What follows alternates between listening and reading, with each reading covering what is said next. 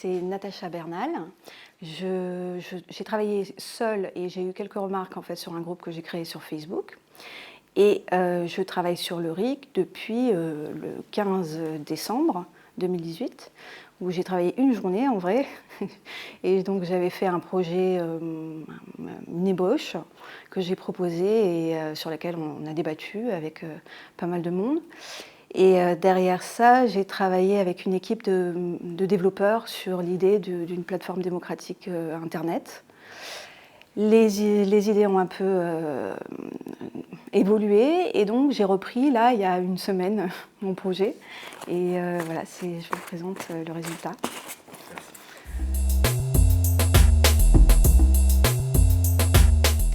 Alors cette question est un peu problématique pour moi, mais parce qu'il faut que je vous présente quand même le projet dans ses grandes lignes au début.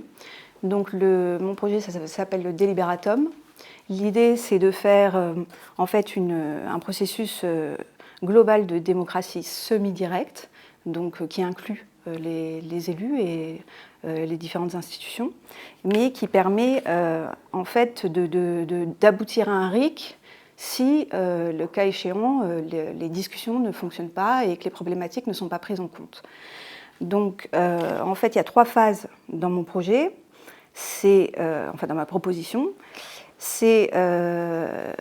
Donc l'idée globale, c'est vraiment d'avoir un contre-pouvoir citoyen et de motiver les élus à travers la remontée des problématiques et la pression qui va se faire naturellement parce que de plus en plus de personnes en fait participent, mais pas que, parce que en fait on a un algorithme sur la plateforme qui permet de faire que c'est pas la loi du plus grand nombre. J'appelle ça l'algorithme raisonné. Et en fait, c'est un algorithme qui prend en compte aussi quelles sont les populations qui sont concernées et quels sont les citoyens qui sont lésés ou avantagés par telle ou telle chose. Et donc, du coup, c'est un outil qui permet, tout au long du processus, à la fois de réfléchir, de synthétiser, de coordonner toutes les problématiques ensemble pour avoir des bouquets. Et ensuite, les élus peuvent voir les problématiques, donc les bouquets qui grossissent le plus et où ça devient un peu tendu, où ça va passer le long du processus jusqu'au RIC, et se les saisir s'ils le souhaitent, ou répondre, ou recerner la problématique pour que ce ne soit pas à leur charge. Et donc, c'est vraiment en ultime recours que le processus va jusqu'au bout. C'est-à-dire si la volonté des citoyens est niée et qu'il y a vraiment un grand nombre de personnes qui sont impactées et qui sont en demande.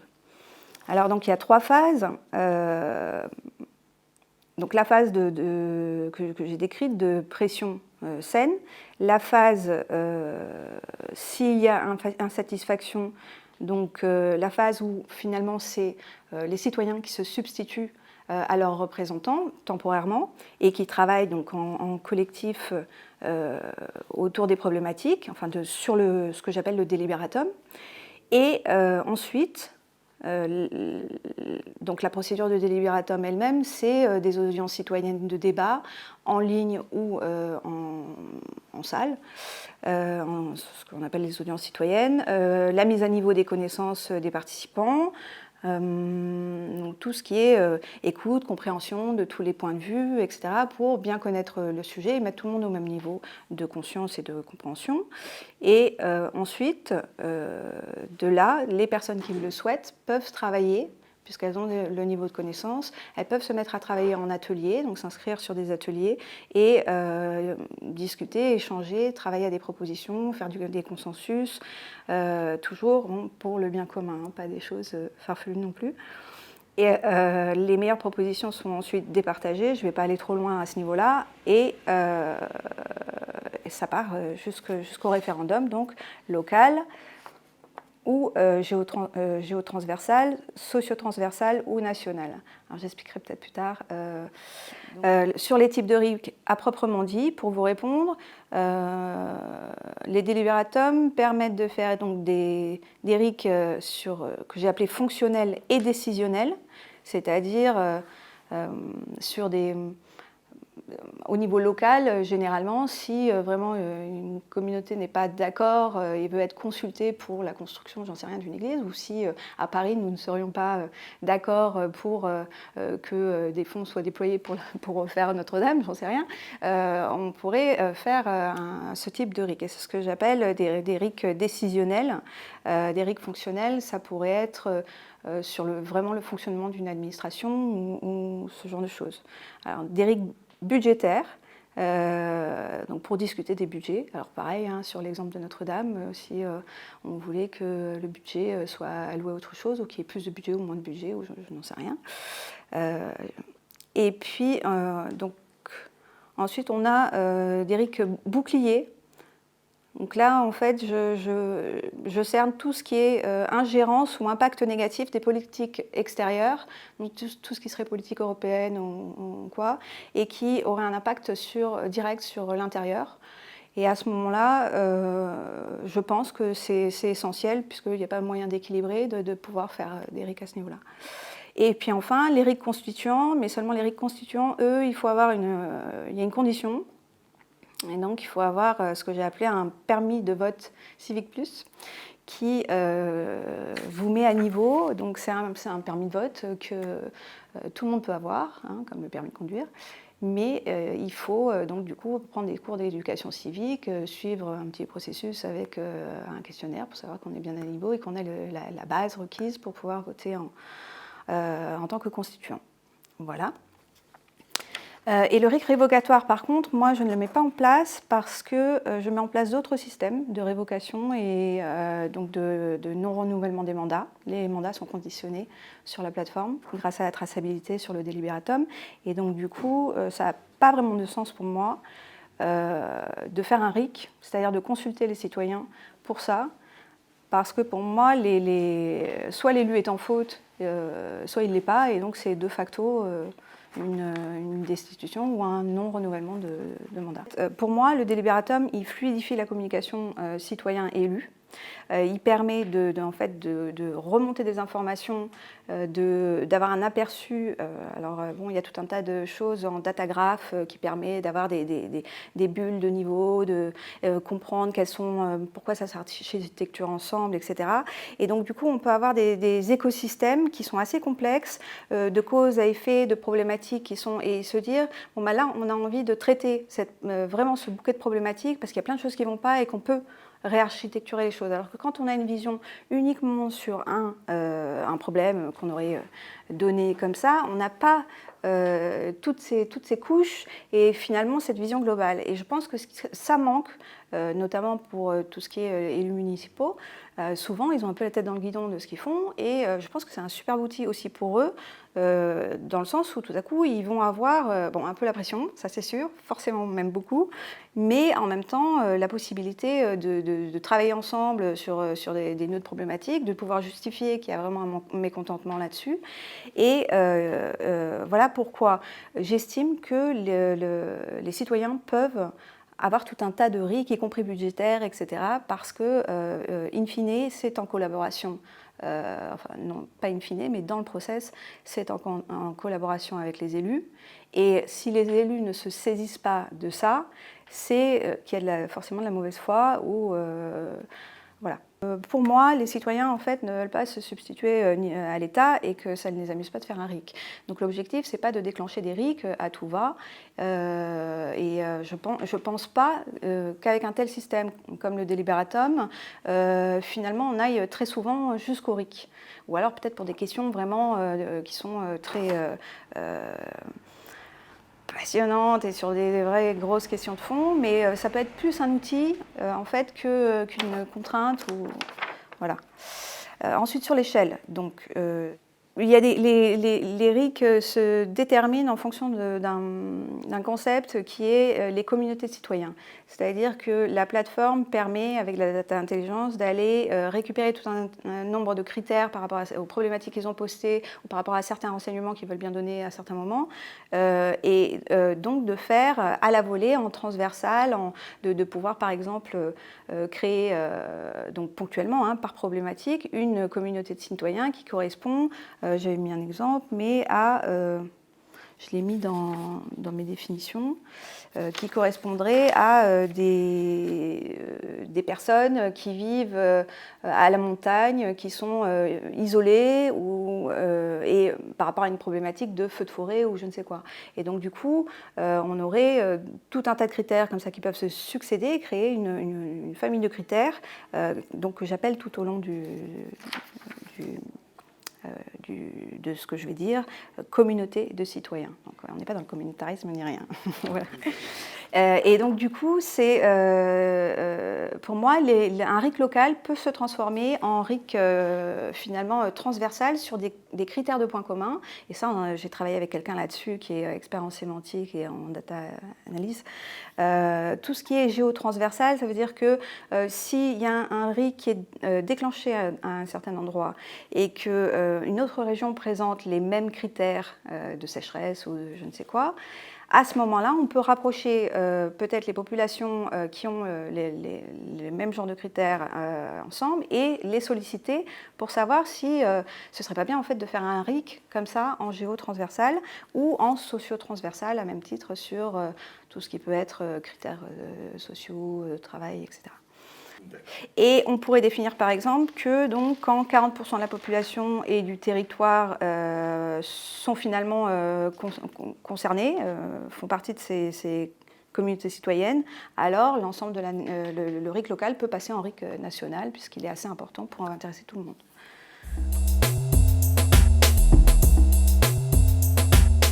Alors, sur le délibératum, c'est un peu compliqué les différences de protocole. En fait, c'est toujours le même fonctionnement.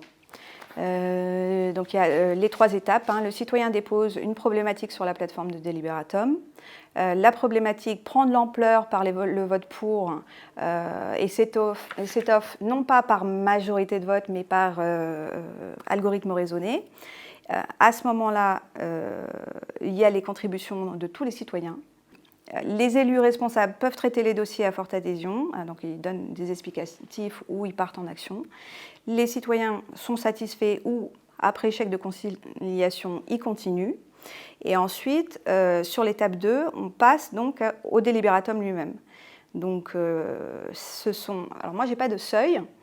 C'est les dossiers qui sont les plus importants, où il y a le plus de demandes et le plus de communautés qui en pâtit, qui passent au début. Et donc, il y a une espèce d'ascenseur qui se fait naturellement et qui met l'ordre au fur et à mesure. Alors les dossiers de problématiques partent pas tout de suite dans le flux, je le dirai plus tard, mais il y a tout un procédé qui fait que sur certaines choses, il faut que les dossiers soient quand même assez complets pour pouvoir prendre leur chemin. Et donc l'idée, ce serait qu'en phase 2, donc les délibératums soient déclenchés, donc 3 délibératums nationaux simultanés tous les 3 mois. Alors bien sûr, les gens ils ne vont pas à tous, ils vont à ce qui les intéresse. Et au début, peut-être 3. Et mes chiffres sont complètement indicatifs, ensuite ça se travaille, je pose juste les choses. Et peut-être donc un local par mois, par localité, pour que les choses aillent quand même vite. Donc ensuite, il y a un conseil des délibératums, donc qui est un organisme qui gère quand même les choses, qui planifie ces délibératums. Les citoyens sont appelés à participer. Les citoyens actifs qui viennent vraiment à 70% du temps sont appelés à participer aux ateliers. Et ensuite, élaborent les propositions. Enfin bon, c'est un procédé, je ne vais peut-être pas repartir dans le truc là tout de suite. C'est toujours le même. Il y a 2 cas particuliers. C'est sur les réformes structurantes ou restructurantes, c'est-à-dire les réformes qui concernent le fonctionnement de nos institutions gouvernementales et les réformes qui concernent la Constitution. Donc là, il faut le permis de vote civique plus, dont j'ai parlé tout à l'heure, avant l'heure. Il faut donc... Alors pourquoi ce permis de vote? Alors, ça va être sensible, les gens vont peut-être sauter en l'air. Je trouve que pour avoir le droit de pouvoir délibérer, juger, changer la Constitution, le minimum en échange de ce droit, c'est d'avoir un certain niveau et simplement d'apprendre pour d'abord pouvoir justifier d'un vote de raison. Et donc, seules les personnes qui ont un permis de vote civique peuvent à la fois proposer et voter. Donc, il faut que tout le monde le fasse. Je mettais un deuxième niveau qui est que on a non seulement le permis de vote civique, mais en plus, à chaque audience citoyenne, on est obligé quand même de faire de montrer qu'on a bien compris les tenants, les aboutissants de telle réforme, ce que ça va donner et pourquoi, et ce que ça implique en fait. Ça c'est important pour ce type de réforme, à mon avis. Voilà, ça s'appelle le PASS référendum de réforme constitutionnelle à usage unique. Il y a une chose, c'est la participation sur la plateforme par type de contributeur. Donc, tous les citoyens, alors ça rejoint peut-être une autre question, mais en fait, tout est lié. Tous les citoyens peuvent donc du coup faire des dépôts et il y a un protocole aussi que je ne vais pas détailler forcément ici parce que ça va être un peu long, mais sur les dépôts de problématiques, comment les personnes peuvent finalement participer, à savoir que le dépôt d'une problématique ne fait pas que le déposant, ça ne lui appartient pas cette problématique. Il la dépose, il est l'initiateur, mais ensuite toutes les personnes qui participent, ça leur appartient. Si à un moment donné il veut se retirer parce que ça ne lui plaît plus, la problématique reste et est nourrie toujours par les autres. En fait, c'est comme lancer un sujet et ensuite le sujet grossit et continue sa route.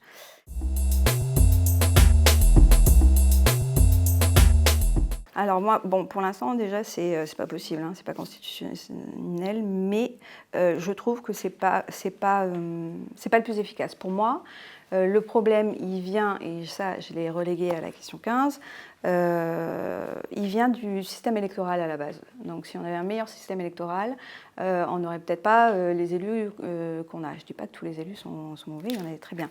Mais pour moi, c'est-à-dire juger après, c'est comme ce qu'on reproche à la démocratie athénienne où c'était le couperet, j'aime pas sa gueule, celui-là il s'en va.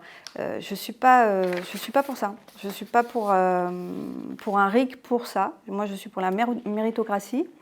Et donc du coup, ce que j'ai mis en place, c'est dans le délibératum l'idée. En fait, l'idée d'avoir un système qui permet de tracer si un élu ou pas a ignoré ce qui était de son ressort. Alors quand c'est un élu local, c'est très rapide à voir. Après, pour les députés ou les sénateurs, c'est un petit peu plus compliqué parce qu'ils seront peut-être plus surchargés de problématiques. Mais je pense que c'est important que les élus ne soient pas renouvelés s'ils n'ont traité aucune question et que c'est parti en RIC tout le temps. Et donc du coup, ce que je mets aussi, c'est qu'au bout de 5 référendums remportés par les citoyens au détriment de l'élu, l'élu doit partir. Voilà.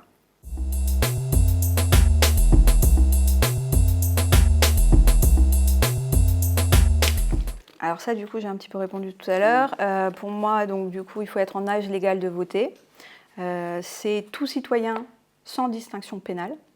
Les prisonniers ont le droit de lancer des délibératums s'ils ont envie. Les votes des citoyens français, en fait, vivant sur le territoire, comptent plus dans mon algorithme. Les votes des citoyens français vivant hors de France sont comptabilisés à part et les votes comptent moindre dans en fait, l'importance que prend pour pouvoir faire l'ordre. Et les citoyens étrangers résidant de longue durée en France depuis plus de 5 ans peuvent s'exprimer, leurs votes sont comptabilisés à part et ils comptent. Et donc, ensuite, donc un dépôt, ce que je disais tout à l'heure, n'appartient pas à un individu qui l'initie, il représente l'ensemble des individus qui contribuent et il n'y a pas de notion de groupe. Une personne le lance, il n'y a pas de... Alors, une association, ce sera une personne dans l'association qui va le lancer et il y aura juste un macaron que cette personne vient d'une association. Mais il n'y a pas de différence, tout le monde au même niveau. Ensuite, donc les élus en activité ne peuvent pas faire de dépôt ni voter, bien sûr.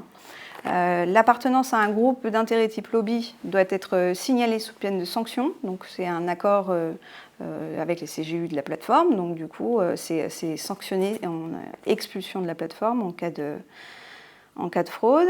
Et eux, ils ont par contre, une interface qui est un peu proche de celle de l'élu, qui est une interface de droit de réponse. Et éventuellement, ils peuvent essayer de voir, peut-être justement lobbyiser inversement sur ce qu'ils font et essayer de trouver des solutions parce qu'ils savent, ils auront la même pression que les élus, que ça partira en RIC. Donc, mais ils ne savent pas quand.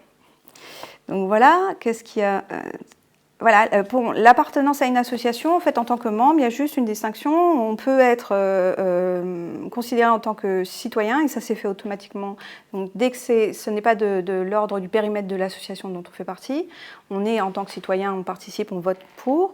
Et dès qu'on est en tant qu'association si on fait la défense, j'en sais rien, des fonds marins, à ce moment-là, si c'est une problématique sur ce sujet, notre vote est compté à part. Et il compte plus fort. Ça veut dire que cette problématique est soutenue par une association. Donc ça l'enrichit.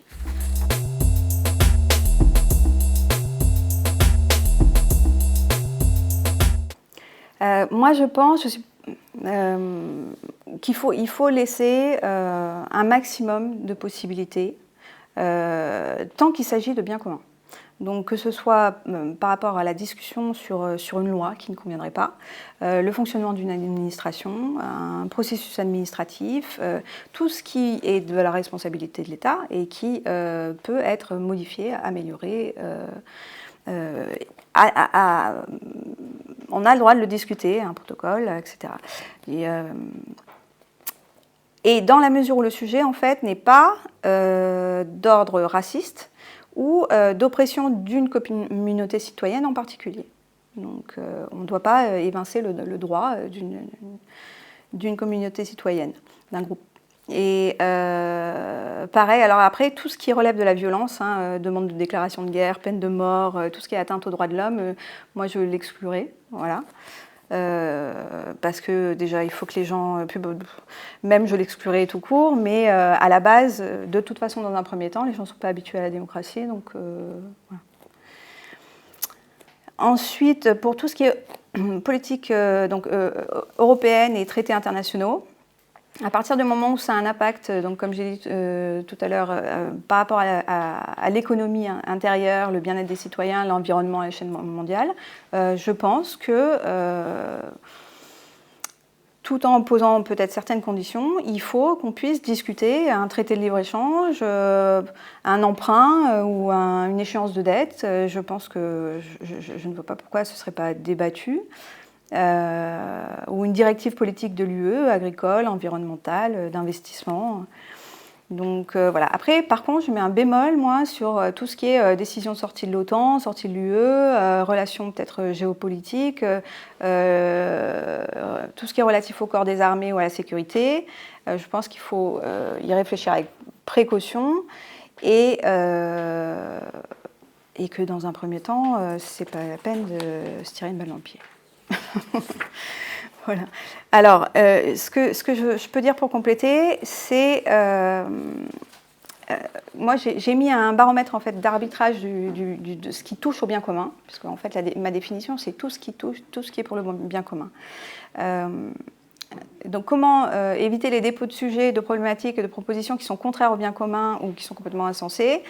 Alors, en fait, l'idée c'est de conditionner la modification ou la création de lois pour tout ce qui est législatif au fait que ces nouvelles lois doivent à minima couvrir les problématiques qu'elles réglaient avant ou démontrer que ces problématiques sont résolvables autrement, donc donner des alternatives et alors là, nous remplissons les conditions de sécurité nécessaires. Donc remplacer, oui, mais il faut qu'on reste... voilà. Ou alors il faut démontrer que ça ne servait à rien.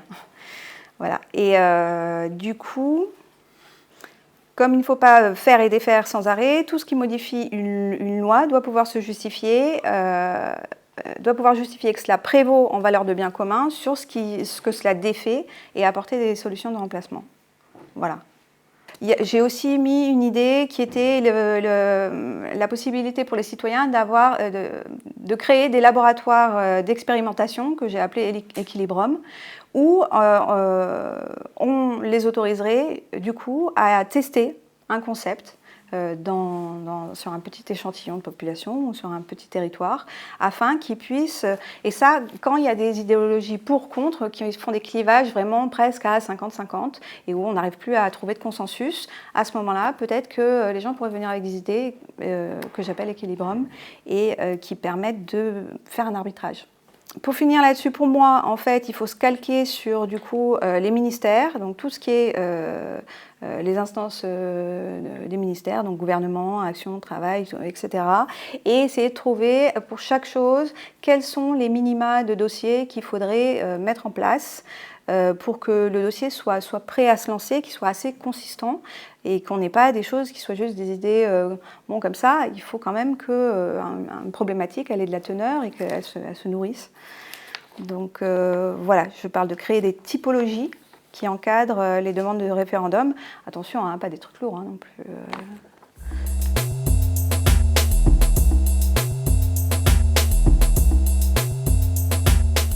Voilà. Alors, ce que je vais développer un petit peu plus, c'est la plateforme. Donc, si on regarde les outils numériques aujourd'hui qui sont au niveau de l'État, c'est sûr qu'on peut se dire « Oula, le numérique, non, je ne veux pas en entendre parler ».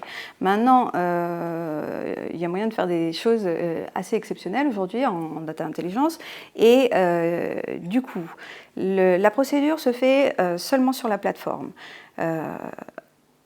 Alors, il y a des personnes qui n'auront pas forcément Internet, qui peuvent aller à la mairie, qui peuvent aller aussi... l'idée, c'est de pouvoir avoir peut-être un réseau spécifique dans certains PMU, dans des villages ou quoi, où finalement, ça pourrait devenir plus sympathique pour des gens qui n'ont pas Internet ou qui n'ont pas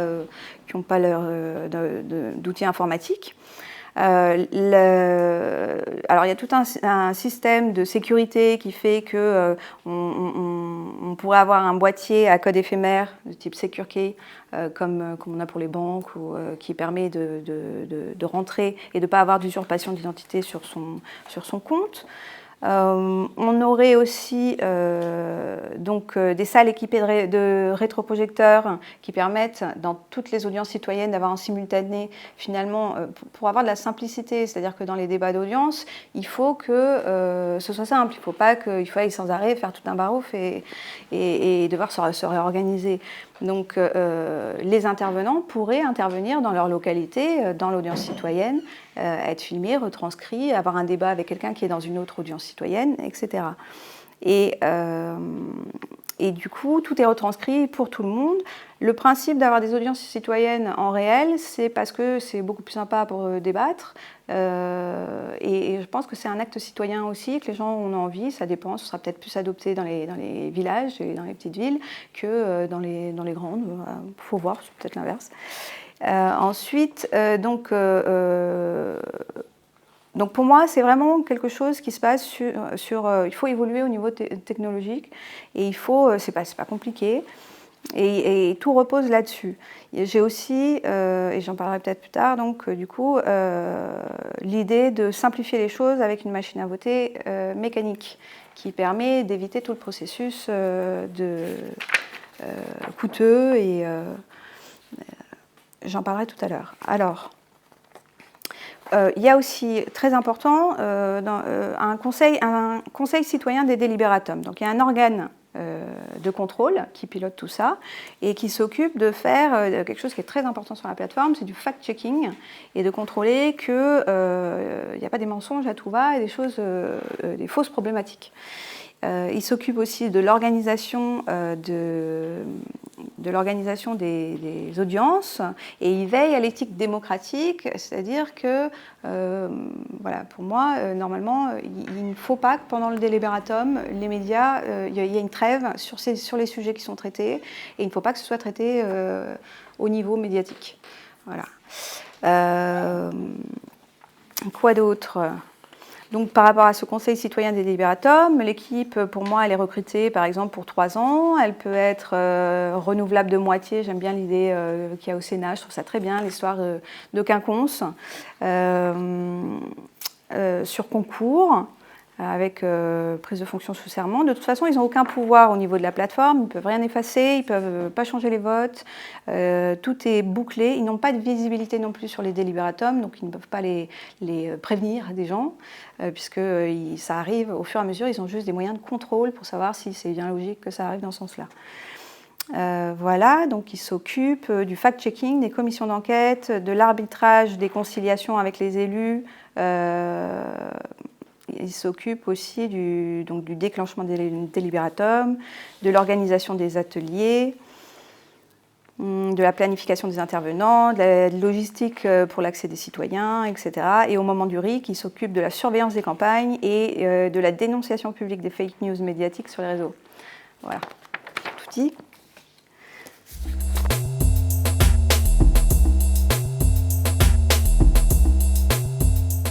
Alors non, pas du tout. Ils peuvent plus rien faire à ce niveau-là. Ils ont eu leur chance avant.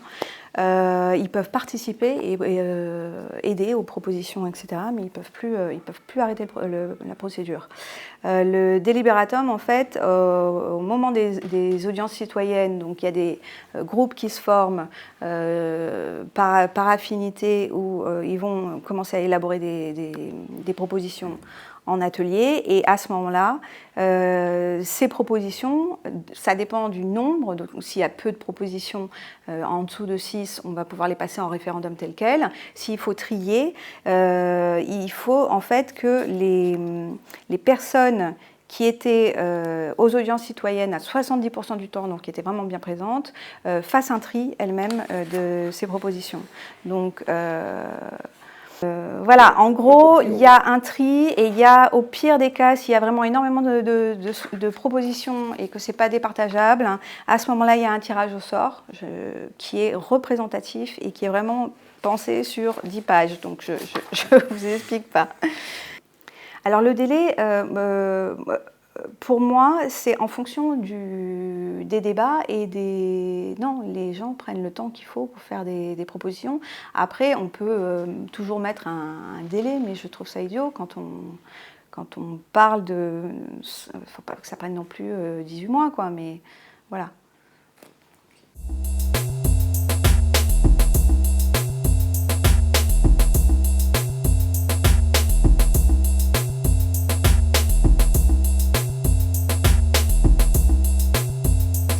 Oui, alors ça pour moi, c'est vraiment, tout est piloté par le Conseil citoyen des délibératums et donc les citoyens qui ont participé aux audiences vont pouvoir travailler à la promotion des propositions, épaulés par le Conseil citoyen qui a à disposition des graphistes, etc.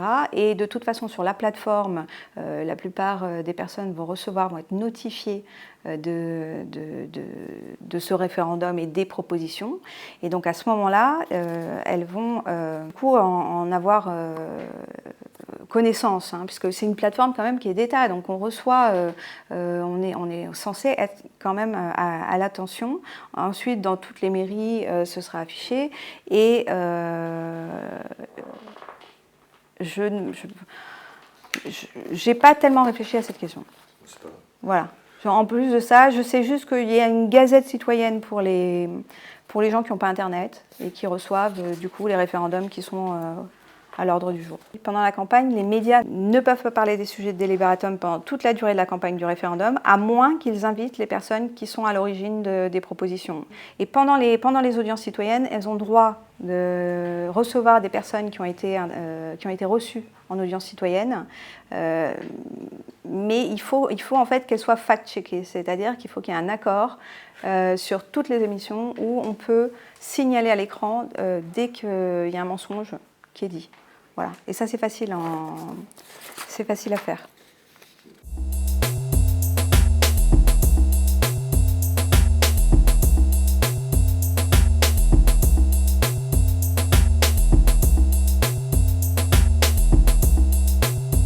Alors, c'est un scrutin à jugement majoritaire. Ça dépend peut-être aussi de la nature du référendum. Il faudrait pouvoir laisser le choix. mais de préférence à jugement majoritaire.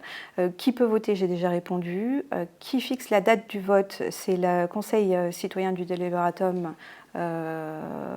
qui fixe la date, mais en même temps, en fait, c'est pas tellement important parce que pour moi, l'idée, c'est de faire une machine mécanique de vote et donc du coup, de pouvoir aller voter pendant une semaine, ce ne sera pas tout une organisation et un coût sur une journée. Donc l'idée, c'est de pouvoir avoir ces machines mécaniques et donc du coup, elles sont certies, elles sont inviolables, il n'y a aucune possibilité de corruption, elles préservent l'anonymité, elles fonctionnent donc avec des éléments qui sont en interne, il n'y a rien qui est entré à l'intérieur, et elles délivrent le résultat du vote immédiatement. Par contre, elles ne sont pas interconnectées, donc c'est une personne qui récupère le nom du vote. Pour ça, je ne suis pas du tout numérique. Hein.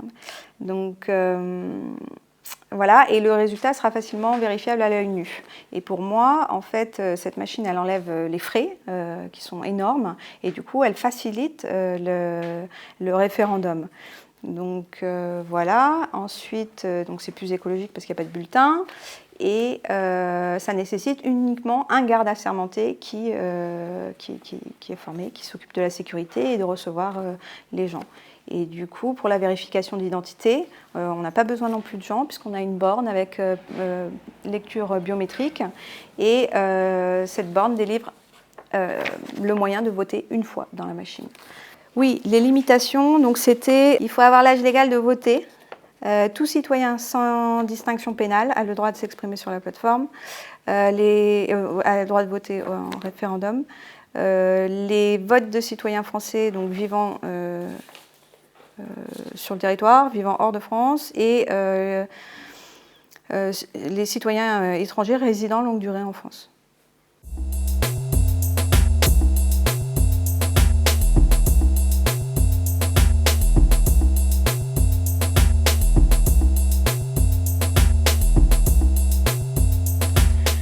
Alors, moi, compte tenu que le délibératum a toute une première étape où il y a un travail avec les élus et que, en fait, c'est la substitution de tout le corps de la nation, de tous les citoyens qui sont obligés de se substituer donc, aux élus pour faire leur travail, ils font leur travail, ils le font réellement. Et c'est encadré dans des ateliers où c'est les propositions qui sortent de là, elles sont vues par des juristes, il y a, enfin, comme les commissions, exactement comme le travail du Parlement, ou un travail sérieux qui est fait en mairie ou ailleurs. Donc ça a valeur comme si c'était un élu qui l'avait fait. Et donc pour moi, du coup, ça doit être promulgué de la même façon. Sachant que si les citoyens ne sont pas d'accord, ils peuvent voter aussi pour qu'on ne prenne aucune des propositions. Hein. Donc à partir de là, c'est légitime. Quels impacts sur les institutions européennes alors ça, je m'en fous. Moi, je suis sur la politique de l'intérieur, donc je ne réponds pas à ça. Prévoyez-vous un délai avant de présenter la question en référendum? Alors oui, comme on traite par bouquet, et qu'on a quand même un maximum de choses qui sont traitées à la fois,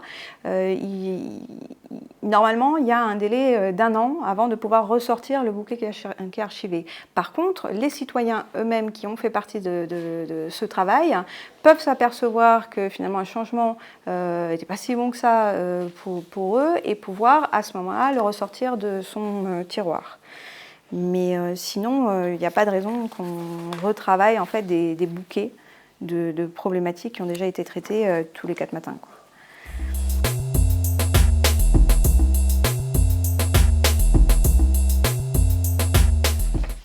Alors, ouais, j'ai 36 baromètres de corruption, de sécurité,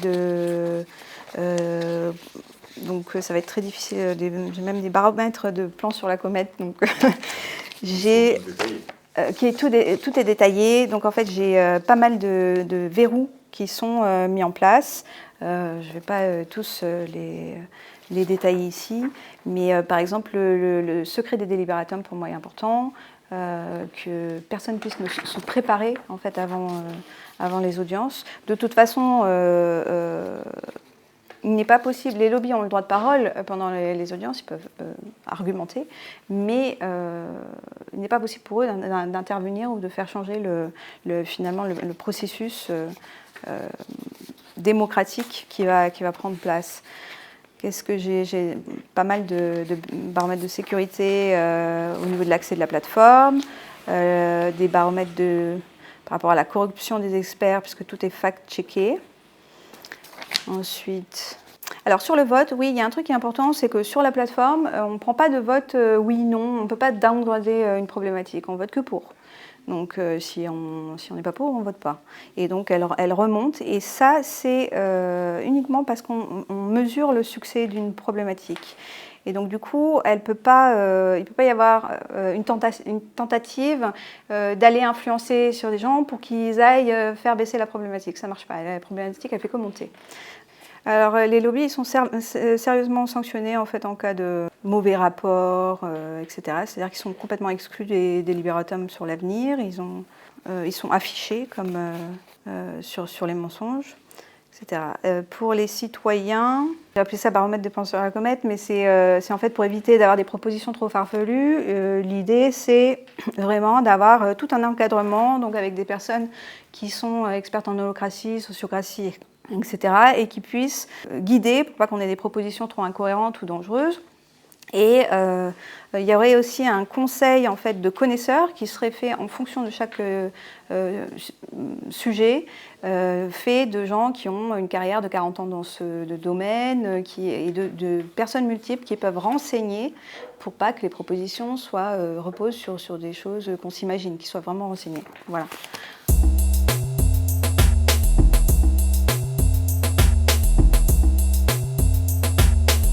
Alors, pour moi, le délibératum, c'est un outil dont les élus devraient être contents d'avoir de l'aide. Du coup, même si c'est un coup de pression, pour eux, c'est aussi un outil qui va leur permettre de sortir la tête du guidon. Dans le grand débat, on a vu qu'il y avait un problème de communication. Ils ne savent pas eux-mêmes des fois qui s'occupent de quoi. Donc là, ce genre de plateforme, c'est à la fois transversal, et c'est hyper pratique pour eux. Donc c'est inclusif. Et après, c'est sanctionnant en cas où ils ne font pas leur travail, quoi. Donc voilà.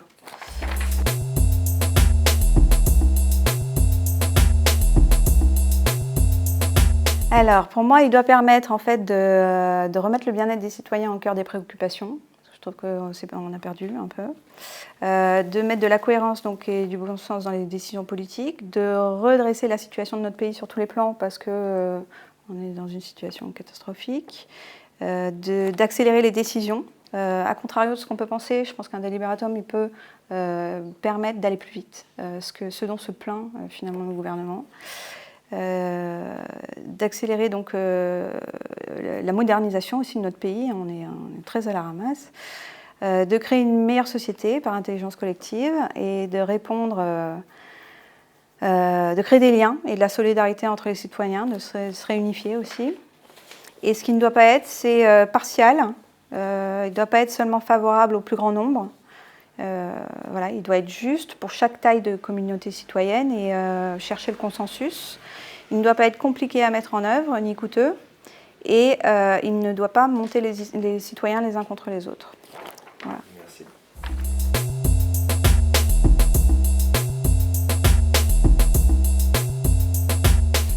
Alors les pièges à éviter, c'est autre chose, hein, c'est pas les garde-fous. Moi, le seul piège que je vois vraiment là-dedans, c'est qu'on finisse par faire le travail des élus pour 0 copec et qu'ils finissent par se reposer sur nous.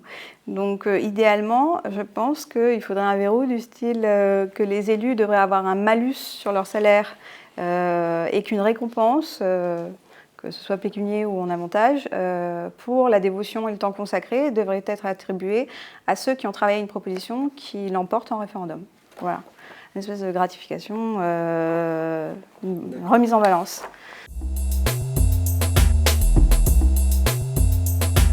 Alors oui, j'ai appelé ça faisabilité à l'huile de coude. Mais je pense que de toute façon, la mise en place de la proposition, elle doit se faire de corps avec le gouvernement. Maintenant, si ça n'était pas le cas, il est tout à fait possible de prouver qu'une telle plateforme et un tel système démocratique peut fonctionner en y mettant les moyens. Donc moi j'ai fait un calcul qui est rapide, hein, qui fait que en partant d'une cotisation de 2 euros pour tous les citoyens, alors bien sûr tous les citoyens ne cotiseront jamais, mais ça représente à peu près 80 millions d'euros. Du coup, on peut très bien avoir c'est faisable de faire et cette plateforme et d'avoir le conseil citoyen qui supervise tout et d'avoir aussi toutes les installations dans les audiences citoyennes. Alors bon, il faudra peut-être ruser, voir si ces audiences ne peuvent pas avoir lieu dans des petites paroisses ou des choses comme ça pour certains... pour un démarrage avec vraiment presque rien. Ce qui est le plus cher, c'est la machine de vote mécanique qui certifie et sur lequel repose toute la certification du vote. Si on n'a pas un vote stable, ça ne sert à rien. Voilà.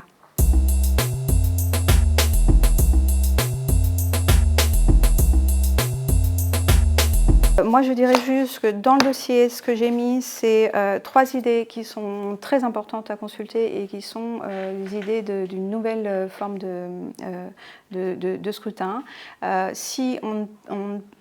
En fait, il y a des choses qui ne sont pas constitutionnelles, mais ça, c'est juste législatif. C'est-à-dire la façon dont on vote pour élire notre président, pour élire nos députés et les municipales, etc., et les sénateurs, c'est des modalités qui sont tout à fait à la portée voilà, c'est pas anticonstitutionnel. C'est pas dans la Constitution, c'est ça que je veux dire.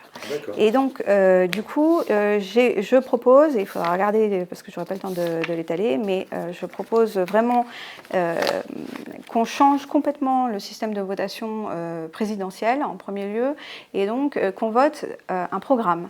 Et qu'on vote surtout par tranche, donc économie, etc. Et qu'on vote des modalités de programme, qu'on constitue un programme commun et qu'ensuite ce programme commun ne soit pas délivré tant qu'on ne choisit pas finalement une figure, mais qui sera plus une figure qui a la figure d'un président, c'est-à-dire toutes les fonctions caractéristiques d'être bon en termes en géopolitique, etc.